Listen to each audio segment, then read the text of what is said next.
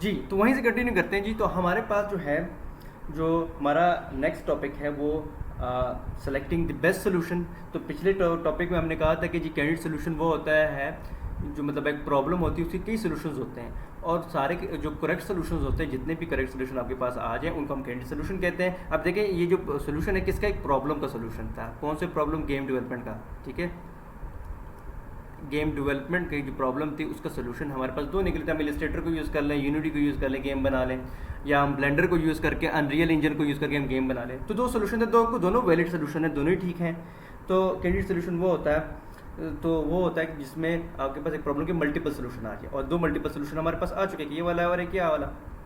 और भी बड़े सोल्यूशन है, मिसाल के तौर पर आप गेम बनाना चाहते हैं, आप कोवा में बनाना चाहते हैं, को कोवा, मुझे स्पेलिंग सही तरह इसकी आ नहीं रहे, एक बार आप देख लीजिएगा इंटरनेट के ऊपर। ओके जी, तो कोकोवा में बना लें, आप अनरियल में इंजन में बना लें, यूनिटी में बना लें, आपके पास तीन सोल्यूशन है, तीनों वैलिड एंड करेक्ट सोल्यूशन है, कैंडिडेट सोल्यूशन है। लेकिन अब हमने बेस्ट सोल्यूशन जो है वो किस तरह डिसाइड करना है कि भाई कौन सा सोल्यूशन लिया जाए, अनरियल इंजन में बनाया जाए, यूनिटी में बनाया जाए, या कोकोवा में बनाया जाए। तो उसके लिए इनमें से अगर एक सोल्यूशन को हमने पिक करना है, बेस्ट सोल्यूशन को पिक करना है, ठीक है, या तमाम सॉल्यूशंस के हमने प्रोस एंड कॉन्स लिखने हैं, तो फिर हमें उसको डॉक्यूमेंट करना पड़ेगा। क्योंकि आपको पता है कि ये जो सॉल्यूशंस हैं ये आपने किसके सामने रखने हैं, अपने कस्टमर के सामने रखने हैं जिसने आपको गेम बनाने का हुआ है। तो आपने सब के उसके सामने तीन सोल्यूशन रखने हैं। अब ऑफकोर्स उसको तो नहीं पता कि इलस्ट्रेटर क्या चीज़ है, कोकोवा क्या चीज़ है, अनरियल इंजन क्या है, वो तो नॉन टेक्निकल बंदा है, तो वो उसको समझ कैसे आएगी। तो आपने उसको समझाना है, ठीक है, ये सारे के सारे इसको वो किस तरह से समझ आए कि आप उसको स्पीड के बारे में उसको बताएं कि जो मैं आपको फॉर एग्जांपल पहला वाला सोल्यूशन इलस्ट्रेटर और यूनिटी है, ठीक है, अगर मैं इलस्ट्रेटर और यूनिटी में गेम बनाता हूँ तो आपकी गेम कितनी फास्ट चलेगी। फॉर एग्जांपल अगर आपके पास एक रेफरेंस कंप्यूटर है, लेट्स सपोज अगर आपके पास ड्यूल कोर कंप्यूटर या आपके पास कोर टू ड्यू है जी, आपके पास ऐसा कंप्यूटर है, लेट्स सपोज आपके पास i3 लगा, i3 का प्रोसेसर लगा हुआ है, ठीक है, आपके पास i3 का प्रोसेसर लगा हुआ है आपके पीसी में। ये क्लाइंट के कंप्यूटर के अंदर जो है वो i3 का प्रोसेसर लगा हुआ है। तो क्या यूनिटी और इलस्ट्रेटर में जो आपने लेट सपोज यहाँ पे आप 2D गेम बना रहे हैं, यहाँ पे लेट सपोज आप 3D गेम बना रहे हैं, बल्कि गेम वही है, मतलब वही गेम आप 3D बना जाते हैं, यही वही गेम जो उसने आपसे पूछा, आपको उसने ये रिक्वायरमेंट नहीं दिया कि मुझे 3D गेम बना दे, 2D गेम बना दे, उसने कहा बस गेम बना दे, ठीक है, जिसमें वो जो स्पेस मैन है वो लेफ्ट राइट मूव करे और ऊपर से बॉल गिरे। अब आप पे है कि आप 2D गेम बनाते हैं या 3D गेम बनाते हैं उसके लिए, ठीक है। अब प्रॉब्लम यह है कि जो क्लाइंट के पास जो प्रोसेसर लगा हुआ है पीसी में वो i3 लगा हुआ है, और लेट्स सपोज उसके पास जो है वो 4 GB रैम लगी हुई है, ठीक है। तो अब आपने क्या करना है, बताना है अपने क्लाइंट को कि भाई अगर मैं गेम बनाऊंगा यूनिटी में, ठीक है, तो वो क्या करेगी, उसकी स्पीड जो है लेट्स सपोज ज़्यादा होगी, इसकी स्पीड क्या होगी, मोर होगी, तेज़ी से गेम चलेगी, लाइट वेट गेम होगी और तेज़ी से गेम चलेगी, और आपके जो i3 प्रोसेसर है उसके ऊपर चल जाएगी।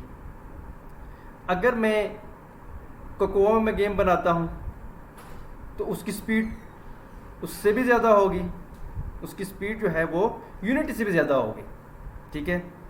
और अगर मैं अनरियल इंजन में गेम बनाता हूँ तो इसका मतलब ये हुआ, अनरियल इंजन में गेम बनाता हूँ तो इसका मतलब ये हुआ कि लेट सपोज उस पर जो गेम बनेगी उसकी स्पीड जो है वो स्लो होगी, यानी गेम लैग करेगी। कौन सी पीसी के ऊपर, i3 के ऊपर, i3 प्रोसेसर के ऊपर लैग करेगी, क्योंकि हमने एक रेफरेंस कंप्यूटर लिया हुआ है, तो हम जो है उस पर करेंगे, क्योंकि क्लाइंट के पास जो है वो i3 प्रोसेसर लगा। तो ऑफकोर्स अगर क्लाइंट इस स्टेटिस्टिक्स को देखेगा कि अगर स्पीड जो है एक गेम की जो है कोकोआ के अंदर जो गेम बनती है स्पेसमैन की, उसकी स्पीड सबसे ज़्यादा है, तो वो ऑफकोर्स आपको ये कहे कि भाई मुझे कोकोआ में बना दे गेम, ठीक है। और तो इसलिए वो ये जो आपने उसके सामने स्टेटिस्टिक्स रख, अपनी सारी इंफॉर्मेशन रखनी है स्पीड्स की, ठीक है, तो आपका क्लाइंट जो है उसको देख के जो है वो डिसीजन लेगा। तो आपका जो प्रोग्राम है, आपने एक ऐसे सॉफ्टवेयर में प्रोग्राम बनाना है कि वो आपके क्लाइंट के कंप्यूटर्स के ऊपर चल सके, ठीक है, जो आपसे आपका जो है वो गेम बनवाना चाहता है, ठीक है। तो आपने ऐसा नहीं कि बहुत हैवी गेम बना देनी है, ठीक है, क्योंकि ऐसे कुछ ऐसे सोल्यूशंस होंगे जिसमें गेम तो बन जाएंगे लेकिन गेम स्लो चलेगी, क्यों, गेम के अंदर जो है वो उतनी एफिशिएंट नहीं होगी, ठीक है। तो फॉर एग्जांपल अगर इवन के मैं वैसे ऐसे C++ में जो है मिसाल के तौर पे अगर आप ये देखें कि अगर एक गेम आप बनाते हैं C# में और एक गेम बनाते हैं आप C++ में, तो ऑफकोर्स C++ की गेम बहुत फास्ट चलेगी एज़ कम्पेयर टू C# की गेम, ठीक है ना। वो बहुत ज़्यादा एफिशिएंट होगी, बहुत ज़्यादा ज़बरदस्त होगी, ठीक है। तो ये जो स्पीड की जो आपने जो है बताना है अपने डॉक्यूमेंटेशन में अपने क्लाइंट को, ये भी ज़रूरी है, ठीक है। तो ऐसा सोल्यूशन आपने सेलेक्ट करना है जिसमें आपका जो प्रोग्राम है फास्ट चले, ठीक है, आपका प्रोग्राम फास्ट हो। दूसरी चीज़ ये कि कॉस्ट, तो अब आपने जो है ऐसे गेमिंग इंजन में जो है या ऐसे टूल्स यूज़ करके और ऐसे ज़ाहिरी बात है अब हर जो गेमिंग इंजन है उसके अपने एक्सपर्ट्स होते हैं। यूनिटी के अपने डेवलपर्स हैं, अनरियल इंजन के अपने डेवलपर्स हैं। लेट्स सपोज अनरियल इंजन वाले जो डेवलपर हैं वो महीने के लेट्स सपोज 3 लाख उनकी सैलरी होती है। यूनिटी के जो डेवलपर लेट्स सपोज उसकी जो है वो 1 लाख सैलरी है महीने की। तो अगर आप अनरियल इंजन में गेम बनवा रहे हैं तो ऑफ कोर्स आप जो है जो गेम बनेगी उसके ऊपर ज़्यादा खर्चा आएगा, क्योंकि जो डेवलपर जो गेम बने उनकी तनख्वाहें इतनी ज़्यादा है। फिर दूसरी बात है कि अनरियल इंजन का जो सॉफ्टवेयर जो आप खरीदेंगे वो उसकी भी कॉस्ट बहुत ज़्यादा है, ठीक है। Unity let's suppose for example assume करें, मुझे उसकी कॉस्ट मुझे एग्जैक्ट नहीं पता, लेकिन लेट्स सपोज यूनिटी की प्राइस जो है वो अनरियल इंजन से कम है, तो उसका डेवलपर भी कम पैसे ले रहे हैं फॉर एग्जांपल, ठीक है।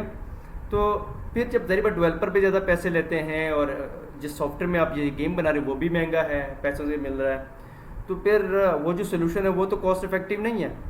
लेकिन बहरहाल आपने अपने क्लाइंट को सारे सोल्यूशंस देने, सारे सोल्यूशंस के बारे में बताना, उन्हें बताना होगा आपने कि देखिए ब्लेंडर की ये प्राइस है, ब्लेंडर तो खैर फ्री है, फ्री ऑफ कॉस्ट है, लेकिन आपने अपने कस्टमर को बताना होगा कि